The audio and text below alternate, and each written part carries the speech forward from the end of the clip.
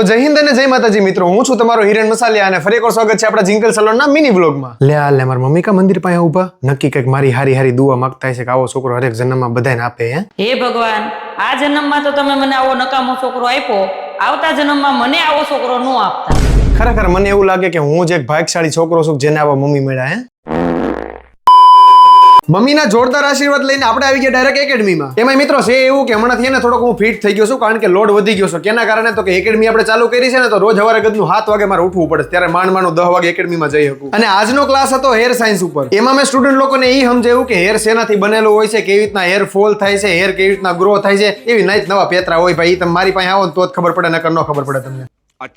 એકેડમીનું બધુંય કામ પૂરું કરીને અને સ્ટુડન્ટ લોકોને રજા આપીને હું આવી ગયો ડાયરેક્ટ સલોનમાં. અને આજ તો ગદનું કામ એટલું વધારે છે મારા હમ. ત્યારબાદ આ ક્લાયન્ટ આવી ગયા હતા સ્પેશિયલી બોટાદથી આપણી પાસે હેરકટ કરાવવા માટે, અને એમને કરાવવાના હતા લોંગ લેયર્સ. પછી તો શું હોય મિત્રો, ફટાફટ તે મેડમનું કામકાજ મેં ચાલુ કરી દીધું. હેરકટ, બ્લો ડ્રાય અને સાયન્સ સ્પ્રે કરીને આ હતો એ લોંગ લેયર્સનો ફાઇનલ લુક. મિત્રો જરા કોમેન્ટમાં કહેતા જાજો કેવું લાગ્યું. ત્યારબાદ આ ક્લાયન્ટ આવી ગયા હતા સ્પેશિયલી સુરતથી આપણી પાસે હેરકટ કરાવવા માટે, અને એમને કરાવવાનું હતું બટરફ્લાય હેરકટ. અને એમાં તે મિત્રો ઉપાધિ એ હતી કે એ મેડમે જસ્ટ 6 મહિના પહેલા કંઈક ટ્રીટમેન્ટ કરાવેલી છે, તો એમના અડધા હેર સ્ટ્રેટ હતા અને અડધા હેર નેચરલ હતા. પણ તમારો ભાઈ છે કારીગરનું બાસ્કું, ગમે એમ કરીને જો લુક આપ્યો એ એક નંબર છે ને. પણ ત્યાર પછી આ ક્લાયન્ટ આવી ગયા હતા સ્પેશિયલી પાળિયા આપણી પાસે હેરકટ કરાવવા માટે, અને એમને બી કરાવવાના હતા બટરફ્લાય હેરકટ. મને ખબર છે તમને એમ થતું છે કે હિરેનભાઈ કેમ હમણાં ડેલી વ્લોગ નથી મૂકતા, પણ મિત્રો હું બધી જગ્યાએથી છે ને ફિટ થઈ ગયો છું. અત્યારે થોડો કામનો લોડ વધી ગયો છે, પણ હું ટ્રાય કરું છું રેગ્યુલર થવાની. આઈ હોપ કે હવે હું રજા નહીં પાડું. ખાઓ માં કસમ. હમ તો નથી ખાવા, પણ એક કામ કરી શેરડીનો રસ પી લઈ ટાટો ટાટો.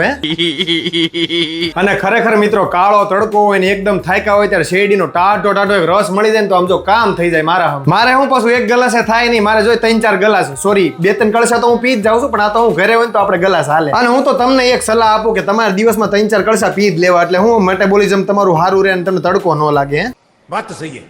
ભલામણા રસ પીવાની માથાકૂટમાં બેનનું હેરકટ તો હાવ ભૂલાઈ ગયું. તો આ હતું એ બટરફ્લાય હેરકટનું ફાઇનલ લુક. અને આ ક્લાયન્ટ બી પાળિયાદથી જ આવી ગયા હતા, અને એમને કરાવવાના હતા સ્ટેપ વિથ લેયર્સ. અને ટાઈમ વેસ્ટ કર્યા વગર ફટાફટ જ તે મેડમનું કામકાજ મેં ચાલુ કરી દીધું. હાલો હું હેરકટ પૂરું કરું ને ત્યાં સુધીમાં તમે કોમેન્ટ મારી આવો ફટાફટ કે તમે કયા કયા ગામથી મારો વિડીયો જોવો છો. મેં તમને વ્લોગની શરૂઆતમાં જ કીધું કે હિરેનભાઈ છે ને હરખી રીતના ફિટ થઈ ગયા છે. જો ઉઠતું બ્લો ડ્રાય આવ્યું ને મારી પાસે, કારણ કે 6 વાગી ગયા હતા, સ્ટુડન્ટ બધા વહી ગયા હતા, અને એને ખબર છે કે આ છેલ્લે રહેવાના છે, ક્યાં જાય, કરવું તો પડશે જ તેને. અડધી કલાકના બ્લો ડ્રાય બાદ આ હતો એ સ્ટેપ વિથ લેયર્સ નો ફાઇનલ લુક મિત્રો. તો ફાઇનલી મિત્રો આજનો દિવસ બી થઈ ગયો છે પૂરો. તો કાલે ફરી મળીશું નવા વ્લોગ સાથે, નવી મોજ મસ્તી સાથે. ત્યાં સુધી લાઈક કરો, ફોલો કરો અને શેર કરો. અને હા, યુટ્યુબમાં જઈને મારી ચેનલને સબસ્ક્રાઇબ કરવાનું ન ભૂલતા હો. Thank you so much.